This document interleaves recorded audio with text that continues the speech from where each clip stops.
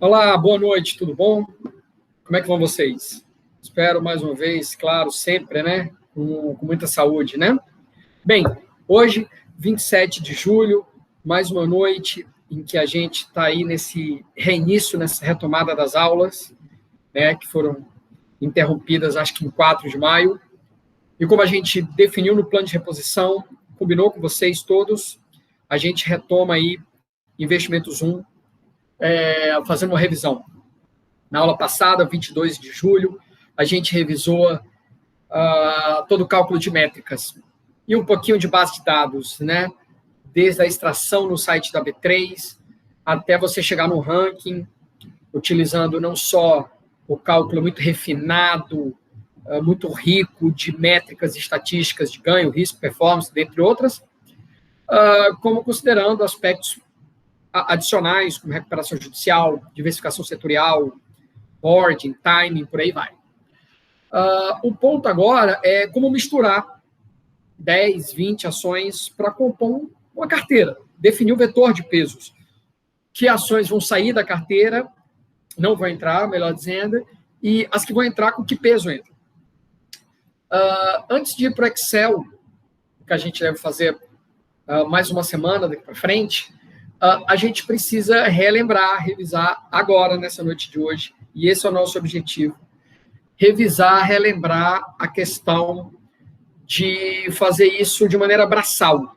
Esse é o tópico das nossas listas de exercício, é o tópico que normalmente a gente cobra numa prova, que é simplesmente maximizar ou minimizar, resolver uma questão de otimização no braço.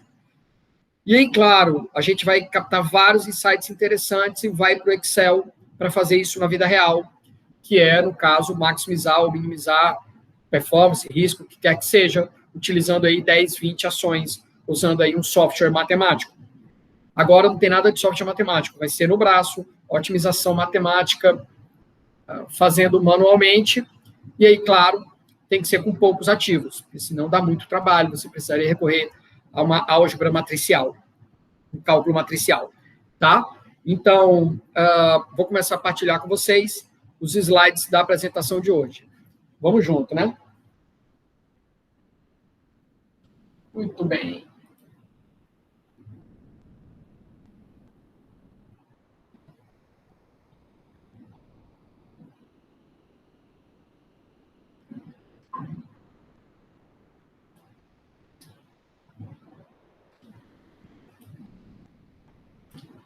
Joia, joia. Vamos ver se está dando para enxergar direitinho. Tá razoável. Maravilha, queridos. Então, vamos lá. Bem, slides vão ficar disponíveis para vocês, como sempre, lá no SIGA, assim como esse vídeo no nosso canal do YouTube, né? Esse assunto foi visto ao longo de algumas aulas em abril, assim como também no começo de maio, né? Foi o último assunto que a gente viu, a gente chegou até a resolver exercícios, que, por sinal, já dando aqui um spoiler, né? Vai ser o objeto da nossa próxima aula, resolver exercício sobre a aula de hoje. Então, a aula de hoje é uma aula mais teórica, claro, mas não se preocupe que eventuais dúvidas, além da gente poder, claro, sempre usar o fórum, nosso chat, você pode ter certeza que muitas dessas dúvidas irão embora quando a gente resolver exercícios na aula que vem. Tá joia? Do dia 29. Muito bem. O que é que temos para a aula de hoje, né? A gente vai falar sobre estratégia ativa. Basicamente, a gente vai olhar para uma amostra de ativos, vai definir qual é o nosso objetivo, maior ganho, maior performance, menor risco, seja o que for, e vai achar uma carteira, tantos por cento num ativo, tantos por cento no outro, uma soma dando 100%. Tá? E a gente vai fazer isso revisando os 3 mundos que a gente tem. O primeiro mundo é o mundo mais simples, em que, após a gente ter entendido os custos da vida real, os custos de transação, seja associados a corretoras, impostos que a gente paga, tributos em geral, a gente simplesmente vai pensar o quanto a gente vai colocar no risk-free assets, o quanto a gente vai colocar no mundo arriscado. Por enquanto, eu vou simplificar esse mundo arriscado em um só ativo. Tá? Então, esse é o mundo 1. E aí, nada melhor, nada mais representativo, sem perda de generalidade, que a gente coloque como risk-free asset a poupança no Brasil e vamos simplificar, resumir o mundo arriscado nele, nesse cara aqui, o Ibovespa. Tá? Muito bem. Então, vamos lá. Primeira coisa, uma vez que você esteja olhando para os ativos em questão, é pensar e decidir, meu Deus, rapaz, qual é o locus, né, geométrico que representa todas as oportunidades de investimento quando eu misturo esses dois ativos? Primeira coisa é fazer o que a gente faz desde a década de 50, que é colocar retorno esperado no eixo vertical, desvio padrão como métrica de risco no eixo horizontal. E aí plotar os ativos puros. Aqui está a poupança com risk-free, como risk-free, portanto risco zero, está no eixo vertical, e o Ibovespa com maior ganho, claro, e maior risco. Primeira coisa é plotar esses dois pontos. Se você tivesse 10 ações, você teria que plotar as 10 aí também. Muito bem. Nesse mundo aqui simplificado, a gente vai ver na fórmula do slide seguinte por que esse locus é uma reta, unindo esses dois pontos. Qualquer que seja o locus, os ativos puros têm que estar nesse locus, porque eles, por si só, são opções de investimento 100% num, 0% no outro. Então, tem que ser uma opção disponível. Tem que estar no teu locus, não esqueça disso. Nesse caso, a gente vai ver que o locus é uma espécie de uma linha que a gente chama de linha de alocação e linha de alocação de capital, né? Muito bem, unindo esses dois pontos. A gente vai já ver a equação que define essa reta e por que é uma reta. E a gente vai ver aqui, quando olha para essa figura e pensa onde eu gostaria de estar nessa reta, né? Por que algumas pessoas vão fazer escolhas aqui mais próximas da poupança, ou 100% da poupança? Por que outras vão fazer escolhas no meio do caminho, quase 50-50? Por que algumas vão ficar mais próximas do Ibovespa? Por que algumas vão ficar vendidas em poupança, alavancados no Ibovespa, se isso for, claro, possível, né? E a gente vai ver que o que explica isso aqui é muito aquele mecanismo de preferências. Preferências que você deve ter aprendido em Micro 1, quando você estudou consumidor, não é? Que ele tinha preferências, gostava de alguns produtos da cesta básica e comprava aquilo que fizesse o consumidor mais feliz dentro da sua restrição orçamentária. Aqui a gente vai tentar maximizar a sua felicidade, mas não é restrito à tua restrição orçamentária, restrito ao fato do que pode ser comprado em termos de cesta de ativos. Não adianta você querer uma cesta para ganhar, sei lá, 0,2%, correndo um risco de 0,25%. Com esses dois ativos disponíveis aqui, poupança e Ibovespa, isso não vai ser possível. Você tem que ser feliz escolhendo alguma coisa nessa reta, como se fosse uma espécie de restrição. Tá? Muito bem. Já havíamos visto essas fórmulas aqui, e aí precisamos relembrar que o mundo vai ter como primitivos as estatísticas descritivas dos ativos disponíveis. Você não pode torturar essas estatísticas descritivas, elas foram calculadas para você, ou você iria calculá-las seguindo o padrão ouro que papai sempre te ensina. Série diária, 260 observações, segunda a sexta, um ano de série, 52 semanas. Quais são os primitivos? Poupança, retorno da poupança diarizado, retorno médio do teu ativo arriscado, desvio padrão dele. Tá? O teu portfólio, que é uma combinação dessas duas variáveis aleatórias, né? Uma combinação linear dessas duas variáveis aleatórias, vai ter como média, tá? A combinação das médias. Tá? O teu portfólio é uma combinação convexa dessas duas variáveis aleatórias. Uma nem é uma variável aleatória porque poupança não tem risco, né? Mas, enfim. Então, na hora que você fizer a média, o ganho, o valor esperado de uma variável aleatória, que, por vez, é uma combinação convexa de outras duas variáveis aleatórias, você pode passar o operador esperança para dentro e a média do teu portfólio vai ser a combinação das médias dos teus ativos arriscados. Isso seria verdade se você tivesse 2 ou infinitos ativos. Tá? Então, está aqui a fórmula da média do teu portfólio, função da média do ativo arriscado e do risk-free, e do peso que você vai botar em cada um deles. Eu aqui já vou simplificar, em vez de ficar carregando 2 variáveis de escolha, o peso das duas, como a soma dos 2 pesos está 100%, eu vou ficar carregando o alfa M, é o quanto eu vou botar em Bovespa, 100% ou 1 menos alfa M, é o quanto eu vou botar na poupança. E aí, o desvio padrão do teu portfólio, se você passar o operador variância, você vai perceber que é uma fórmula bem simplificada, vai ser o produto do quanto eu coloco no Ibovespa vezes o desvio dele. Vou pegar essas 2 equações aqui, substituir o alfa M, de uma na outra. Eu quero ver como é que a média do meu portfólio se relaciona com o desvio dele. Quando eu faço isso, eu obtenho esta equação. Esta é uma equação de uma reta. A reta é a LAC, aquela que a gente acabou de ver, que mostra o que para a gente?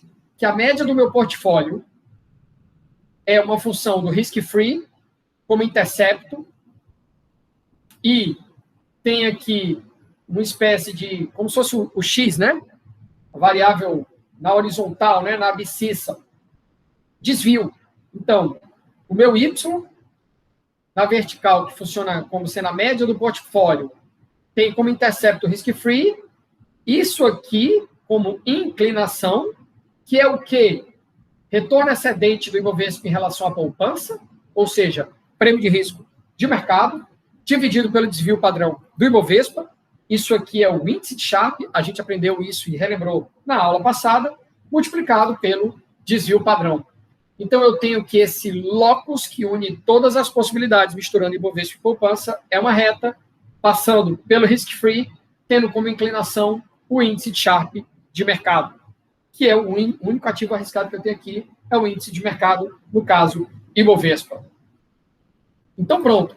Eu já tenho a equação dessa reta, todos os possíveis portfólios que eu queira montar com esses 2 ativos precisam estar nessa reta.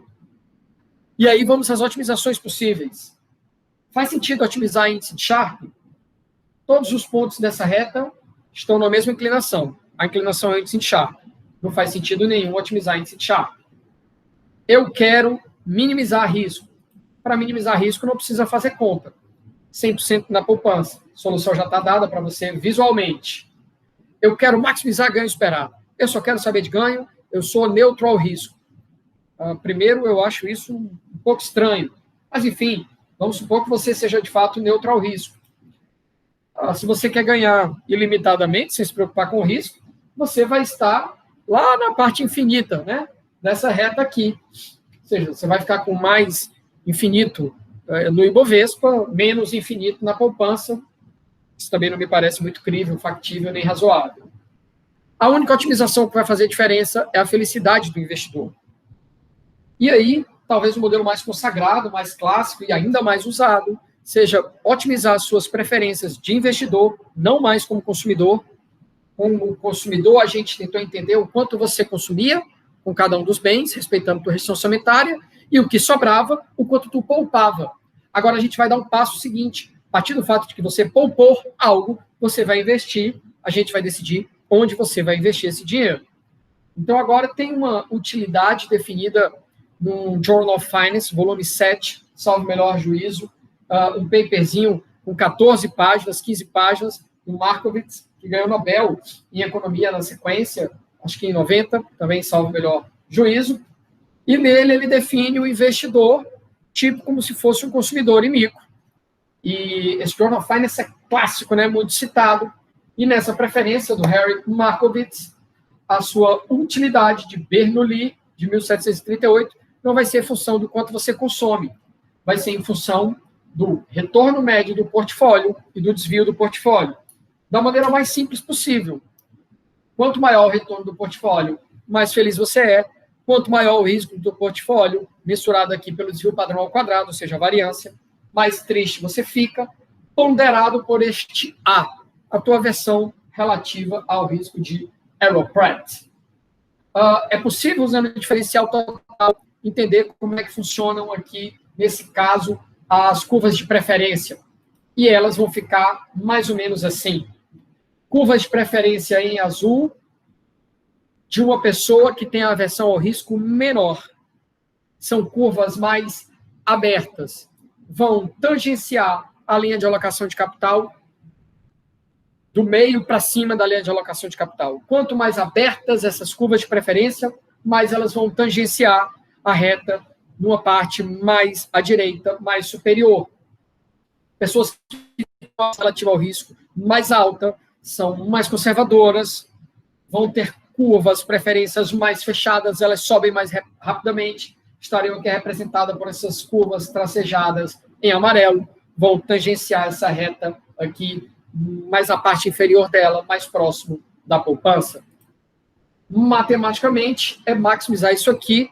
Eu garanto que isso aqui é estritamente côncava, portanto, é uma solução interior via tangência, e o peso está aqui.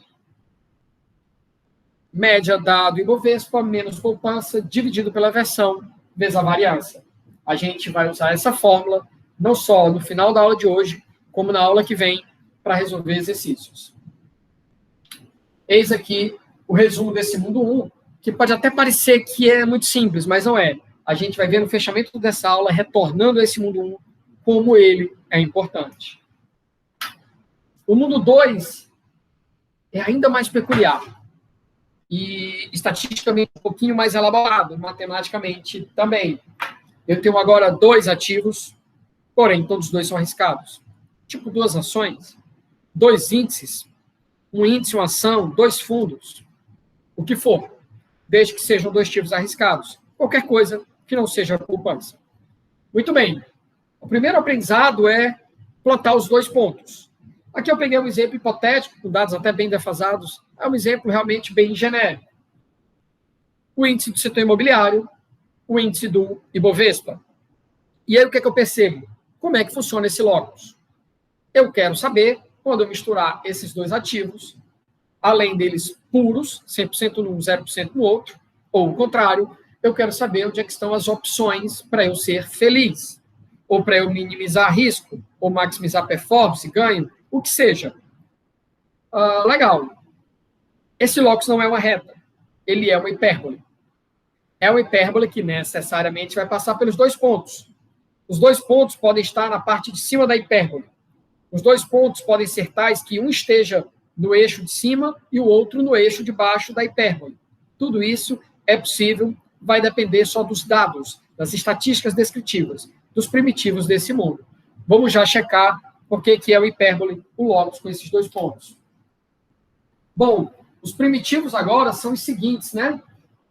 Média dos 2 ativos, que eu vou chamar aqui genericamente de X e Z, desvio padrão deles 2, correlação deles 2.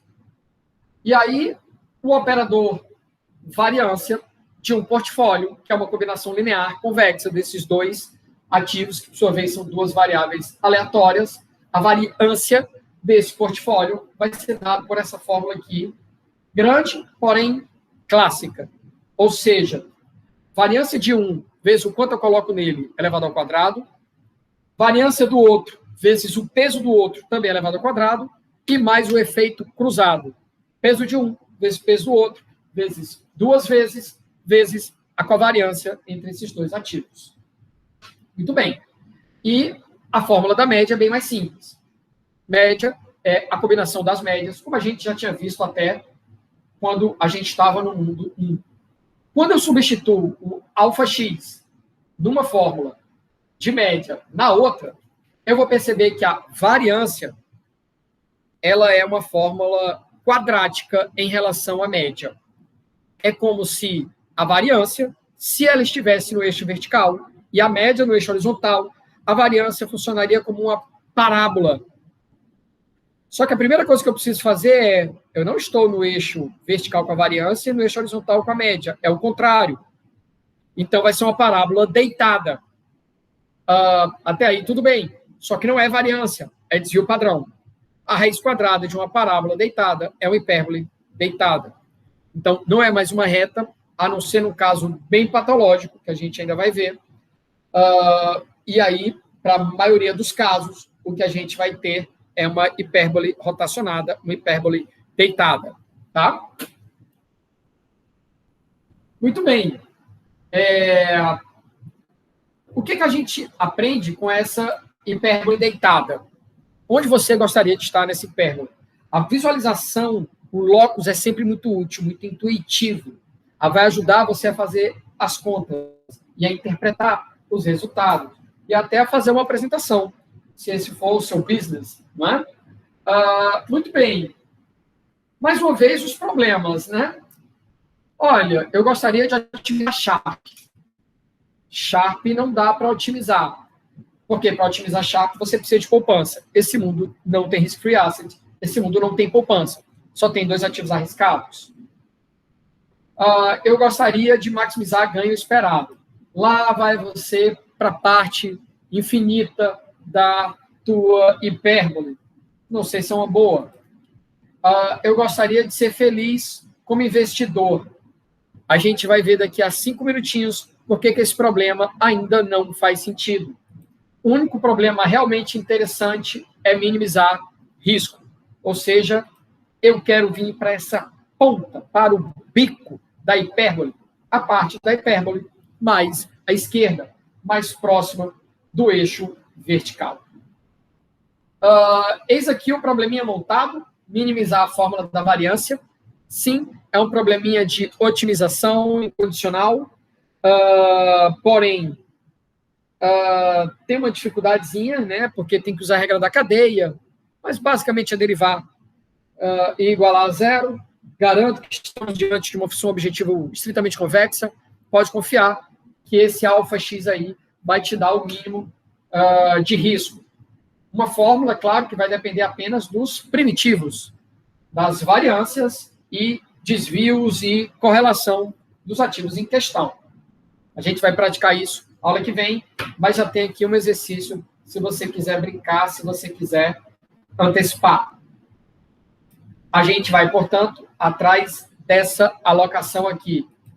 Quando você achar esse alfa x que minimiza risco, se você substituir nas equações de média e de variância, tirando a raiz de desvio, você vai achar exatamente esse ponto aqui. Esse ponto vai te ajudar muito a você desenhar essa hipérbole, porque tendo o ponto de risco mínimo com os 2 pontos que você já plotou, o traço da hipérbole fica simplificado, você vai fazer um esboço com um jeitão bem parecido da hipérbole. Não vai nem precisar recorrer ao computador. Tá, mas a dúvida é, por que eu não poderia ter otimizado felicidade? Poderia, mas no mundo real não vai fazer sentido. Por quê? Olha, porque a realidade é que no mundo real existe um risk-free asset para o Brasil ou uma proxy muito parecida com isso. Há quem use na literatura títulos públicos sendo remunerados pela Selic. Colocam a Selic, portanto, como risk-free asset. Eu respeito, mas condeno violentamente. Eu tenho um paper com o Andrei que mostra que a melhor proxy para risk-free asset no Brasil é, de fato, a poupança, dentre os instrumentos de renda fixa existentes no Brasil. O único risk-free asset que toda a academia e o mercado aceitam incondicionalmente, consensualmente, é o título público de 90 dias do governo americano, o 90-day Treasury Bill, né? Nem dos outros governos desenvolvidos é considerado 100% risk-free asset. Então, assim, no Brasil, muito menos. Então, é uma proxy. Mas é uma proxy muito aceitável pelo Fundo Garantidor de Crédito, né? Que te garante aí, salvo o melhor juízo, até 270 mil CPF, o que dá mais de 97%, 98% das cadernetas de poupança no Brasil. Muito bem. É o ativo financeiro com menor oscilação no Brasil e que, por sua vez, dá menor ganho, menor do que a Selic. Portanto, é, sem dúvidas, a melhor proxy e, uma vez que ela existe, o mundo 2 passa a ter uma utilidade limitada, a não ser ajudar no entendimento do mundo 3. Qual é o mundo 3? O mundo 2, ou seja, 2 ativos arriscados, com a exceção do risk-free asset. Vamos a ele, então. Mais uma vez, eu estou aqui no mundo com 2 ativos arriscados e tudo que eu posso compor só com esses 2 ativos arriscados está nessa hipérbole deitada.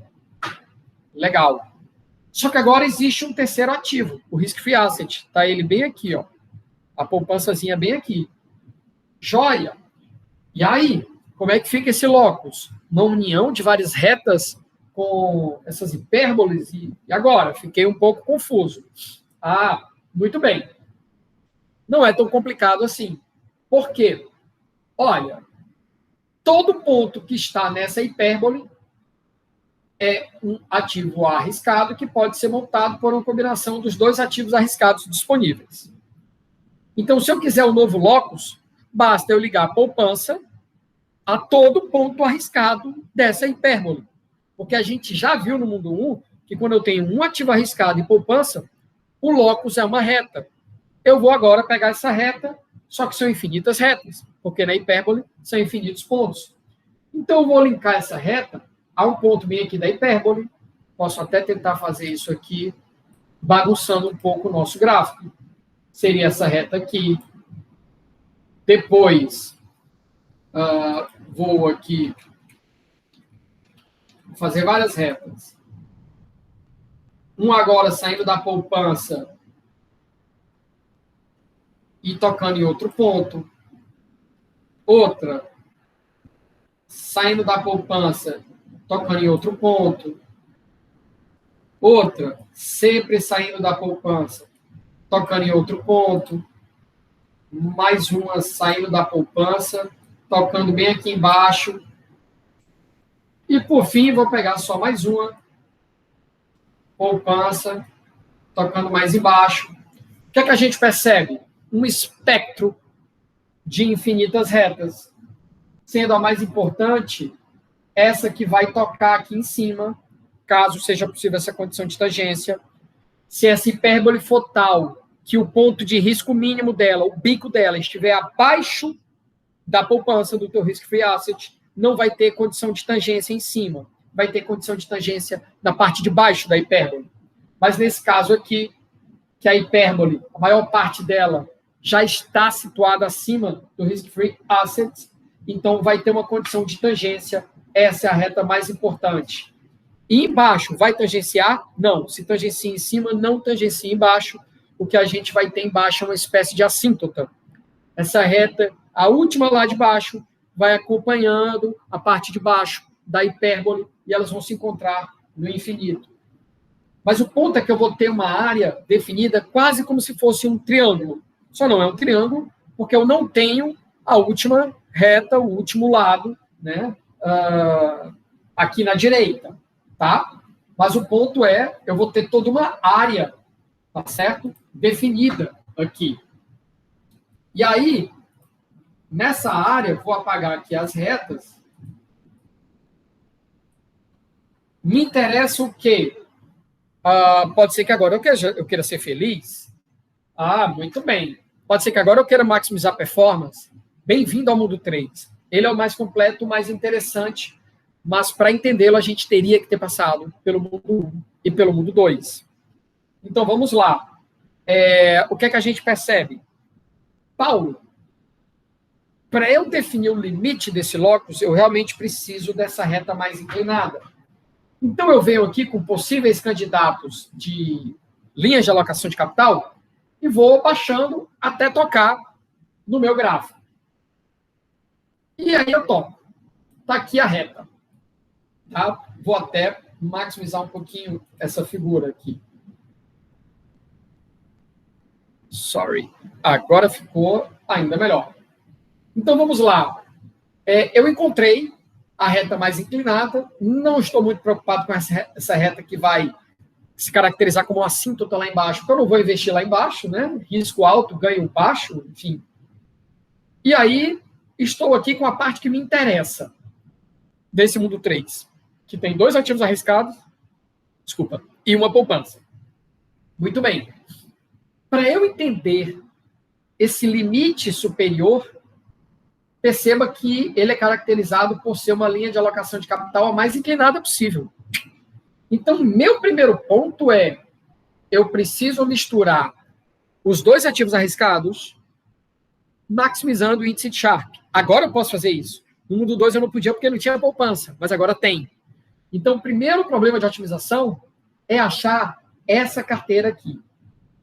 Ela maximiza índice de Sharpe. Ela também é considerada como uma carteira arriscada ótima. Ela é a menina dos olhos de ouro de qualquer mercado financeiro. É isso aqui que os fundos de investimento em ações fazem. Eles ficam buscando diariamente, a cada segundo, junto com o seu staff técnico, qual é a melhor composição com ativos arriscados, na sua essência, ações, já que fundos de investimento em ações precisam colocar pelo menos 67% em ações. Então, essa é a carteira arriscada ótima deles. É isso que eles não revelam para ninguém, a não ser no final do mês, quando eles dizem a composição média para CVM. Mas esse rebalanceamento instantâneo, intraday, que eles ficam fazendo, é, de fato, o produto mais importante de qualquer fundo de investimento em ações. É uma carteira essencialmente técnica e visa, nesse caso aqui, otimizar Sharpe. Pode ser um outro problema, como otimizar, por exemplo, trainer, índice de trainer. Também é possível fazer. Lá no tutorial tem a regra de como é que você faz isso no Excel. Mas, enfim, essa é a carteira arriscada ótima. Mas no final eu queria ser feliz. Eu estou junto com você. O meu objetivo de vida também é esse, como investidor, ou não, sempre ser feliz. E aí, lembra das curvas de preferência que vêm de cima para baixo, da esquerda para a direita? Onde é que elas vão tangenciar esse novo locus, que agora é uma área triangular, entre aspas, né? Onde é que eles vão tangenciar primeiro? Onde é que eles vão tocar primeiro, essas curvas de preferência? É nessa LAC mais inclinada. Então, você vai ser feliz, portfólio final, que maximiza a tua felicidade, vai tocar primeiro na LAC mais inclinada. Então, vai ser uma combinação de poupança com essa carteira arriscada ótima. Porque essa LAC inclinada é o locus de todos os portfólios que podem ser montados, misturando a carteira arriscada ótima com a poupança. E a carteira arriscada ótima já é uma mistura dos ativos arriscados disponíveis. Então, se eu fosse mais conservador, eu teria curvas que iriam tangenciar essa LAC mais inclinada nessa região aqui. Não tem problema. Como eu tenho aqui, nesse exemplo aqui, um perfil mais arrojado, talvez, curvas de preferências mais abertas, que demoram a fechar, elas tangenciam a LAC mais inclinada, numa posição em que eu fico vendido em poupança e fico alavancado nessa carteira arriscada ótima bem aqui. Tá? E aí vamos aos problemas de otimização. O primeiro problema é achar a carteira arriscada ótima. É clássico. Maximizar índice de Sharpe. Vem comigo, então. Então, aqui é a fórmula. Fórmula de índice de Sharpe, a qual leva em consideração, no portfólio arriscado ótimo, apenas os dois ativos arriscados. Então, está aqui, ó, fórmula de um portfólio essencialmente arriscado é a combinação das médias dos dois ativos arriscados. O risk-free está aqui só para compor o prêmio de risco no numerador. E o desvio padrão, ou variância, aqui no caso, de um portfólio arriscado, composto por dois ativos arriscados. Essa fórmula aqui de índice de Sharpe, quando eu substituo aqui, desvio padrão aqui, e a média aqui, ela fica bem grande. É um problema de otimização bem trabalhoso, com regra da cadeia, regra do quociente, mas eis aqui a resposta, levando em consideração só os primitivos da economia. E nesse caso aqui agora, são média e desvio dos dois ativos arriscados, correlação e a poupança. Muito bem. Quando eu acho esse alfa-x, e essas fórmulas sempre estão disponíveis na lista de exercício, não é? Eu substituo aqui de volta na média, substituo aqui de volta na variância, tiro a raiz, tenho desvio, e aí eu acho esse ponto aqui. Então, eu tenho aqui os pontos primitivos, 1, 2, e esse aqui, que é a carteira arriscada ótima. Isso é importante porque, primeiro, eu vejo visualmente onde é que está essa carteira arriscada, ótimo. Se você tiver feito um gráfico direitinho, hipérbole direitinho, esse ponto aqui tem que coincidir exatamente com essa reta que tangencia a hipérbole. É óbvio, matematicamente e graficamente, essas respostas precisam bater. E aí vem o segundo ponto. Eu agora tenho um portfólio arriscado ótimo. E eu quero ser feliz misturando ele com poupança. Aí vem a escolha de maximizar a felicidade do investidor que você já aprendeu no mundo 1. Só que naquela hora, eu disse para você maximizar Ibovespa e poupança para ser feliz. Maximizar a tua felicidade. É a mesma coisa. Você vai ser feliz agora misturando poupança como risk-free asset e uma ativa arriscada. Só que esse uma ativa arriscada agora não precisa ser o Ibovespa. Vai ser aquela carteira arriscada ótima. Vai ser aquele fundo de investimentos top de linha que você tanto gosta.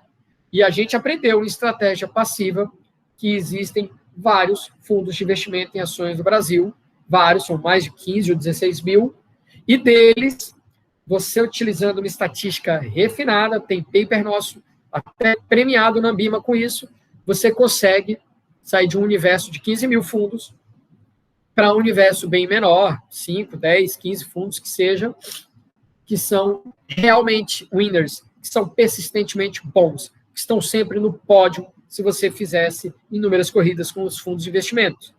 Tá? Então, você vai fazer a combinação melhor de poupança ou até título público que seja e o fundo de investimento winner, no qual você mais gosta, no qual você mais confia. Tá? Enfim, esse problema de maximizar a felicidade a gente já conhecia. E aqui está a fórmula. Só que agora não é a fórmula do Ibovespa aqui. É média do portfólio arriscado ótimo que tu acabou de achar e acabou de plotar no gráfico, menos o teu risk-free, dividido pela tua versão e pela variância desse portfólio arriscado ótimo. É aqui que as pessoas se separam. Tudo bem, elas escolhem portfólios arriscados ótimos distintos por algumas razões. Elas podem ter acesso a um fundo, a outro, gostam de fundos que estão no banco onde ela já tem conta corrente. As razões são inúmeras. Mas o ponto principal aqui é o fato de que você vai misturar essa carteira arriscada ótima, que era para ser uma decisão técnica, com o teu risk-free. Tá? Aqui, mais uma vez, dados para você praticar se quiser.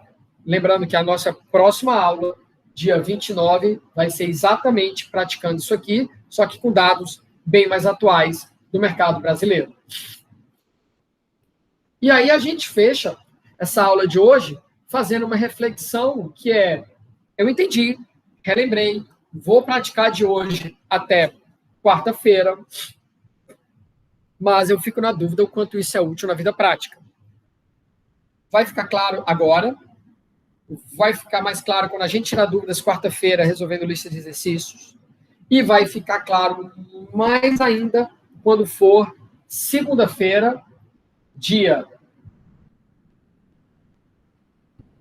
3 de agosto, porque aí, o que é que a gente vai perceber? Os aprendizados para esse mundo que só tem dois ativos arriscados e um risk-free, eles são 100% aplicados no mundo real, em que você tem N ativos arriscados e um risk-free. E aí a hora de ir para o Excel, em que a gente vai ter 20 ativos arriscados e vai poder montar carteira na prática. Essa aula é novidade, já não é mais revisão. Essa aula vai ser imperdível, tá? Mas o ponto é, já posso aqui dar um spoiler para essa aula, pegando aqui os insights de fronteira média variância que a gente já estudou e vai rever agora. O ponto é, eu vou ter agora um vetor de médias, não só duas médias dos ativos arriscados. Eu vou ter um vetor com N médias de N ativos arriscados. Eu proponho que esse N não seja maior do que 30, porque aí já começa a comprometer os resultados da tua otimização via software, como o Solver do Excel, o Lean do Lingo, ou qualquer outra coisa que seja. E você vai ter agora o que a gente chama de matriz de variância com a variância, que é uma matriz em que cada entrada da linha I com a coluna J é a covariância da ação I com a ação J. Se for ela com ela própria, ou seja, na na diagonal principal com a variância de um ativo com ele mesmo e a variância dele. E se for um efeito cruzado puro, né, uma ação I com uma ação J diferente, vai ser o quê? O desvio padrão do I, vezes o desvio padrão da ação J, vezes a correlação entre eles. Essa matriz de variância com a variância, junto com o vetor de retornos, é tudo que você precisa para montar a tua fronteira média variância em termos de primitivos. E aí relembro que o problema que você consegue resolver no Excel, sem problema algum, tem planilhinha disponível para você ficar brincando lá, é esse problema, né?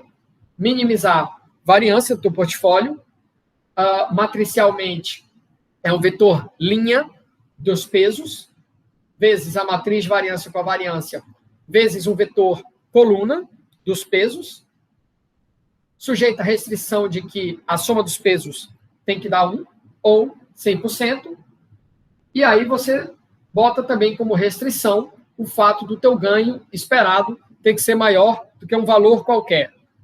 Na hora que você fizer isso, você vai achar um ponto da tua fronteira. À medida que você for ajustando o grid desses ganhos esperados que você quer, você vai achando novos pontos. Linkou todos esses pontos, você vai achar uma fronteira parecida com essa. O primeiro sinal de que ela está certa é que todos os pontos precisam estar dentro da área limitada pela fronteira, no máximo, tocando na fronteira. Não pode estar fora da fronteira. Lá na planilhinha de Excel, quando a gente for para a aula do dia 3 de agosto, a gente vai pegar 20 ações, vai ver como é que elas ficam na fronteira e já vai fazer a escolha do melhor portfólio. Aqui, aquela planilhinha que já está à disposição de vocês, que só tem 7 ações, e aí você fica escolhendo que 7 ações vocês querem para visualizar a dispersão dessas 7 ações e para ver como a fronteira se desloca bastante, né? Pode ficar lá em cima, lá embaixo, vem muito para a esquerda, fecha muito. Dependendo das tuas escolhas dessas 7 ações, a fronteira pode assumir características muito curiosas e muito interessantes. Lembrando sempre que é oportuno fronteiras mais abertas possível e mais tocando na esquerda, que te propicie uma diversificação de risco maior. A escolha de ações em setores diferentes, uma diversificação setorial, intuitivamente ajuda muito. E ações que estão muito distantes horizontalmente, como essa que você pode perceber, a Gol, pode parecer não ser uma boa escolha, porque eu consigo, misturando essas 7 ações, conseguir o mesmo nível de ganho esperado da Gol, aproximadamente 0,5% ao dia, porém, saindo de um patamar de risco de 3,5% de desvio padrão diário, é muito alto, tá? Para um nível de aproximadamente 1,7%, 1,8% diário, aproximadamente metade. Então, procure sempre um pool de ações que satisfaça os seus interesses, mas que na hora que entrar aqui na fronteira, você perceba que elas não estão tão distantes da fronteira. Tá? Muito bem. Eu acho que em termos de revisão de mundos, tipo 1, 2, 3, para você otimizar construção de fronteira, era isso. Esse assunto vai fechar com mais 2 aulas, quando a gente fizer exercício, quarta-feira agora, dia 29, e quando, dia 3 de agosto, a gente retomar esse assunto com muitos ativos, que é o mundo real, vai ser a aula mais importante do curso, é assunto novo, não perca, e aí a gente vai construir carteira otimizando, tá?